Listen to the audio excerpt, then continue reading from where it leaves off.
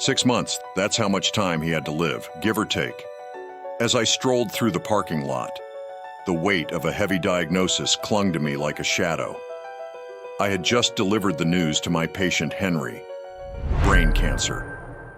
A sentence that hung ominously over him. The gravity of that moment echoed in my mind. I pictured him going home to tell his family, his wife, daughter, and his little grandson. This was surely the worst possible news anyone could receive. How would his life change? All sorts of questions raced through my mind. I had broken bad news to thousands of patients during my long career, but Henry, he stood out. I don't know why. Maybe it was because he was just an incredible human being, a larger-than-life character.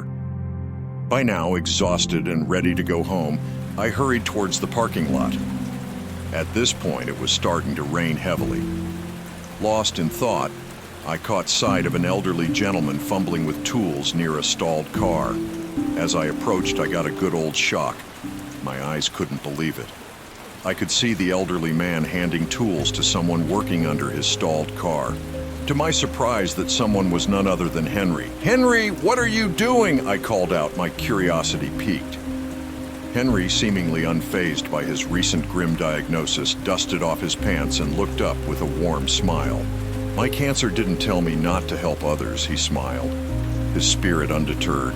In astonishment, I continued my walk before stopping a few hundred yards away.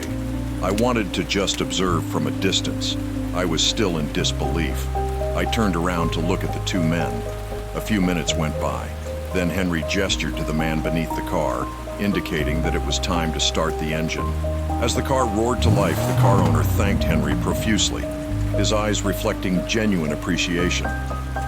With a wave, he drove off, leaving Henry standing there, his modest act of kindness rippling through the parking lot. Henry, with a sense of quiet satisfaction, made his way back to his own car. In that moment, the weight of the cancer diagnosis seemed to momentarily lift, replaced by the warmth of human connection and the simple joy of helping someone in need. As he pulled away, the undeniable truth lingered in the air. Kindness knows no boundaries, and it certainly doesn't discriminate based on circumstances. Henry, facing his own battle, had chosen to extend a helping hand, reminding all who witnessed that even in the face of adversity, the capacity for kindness knows no limits.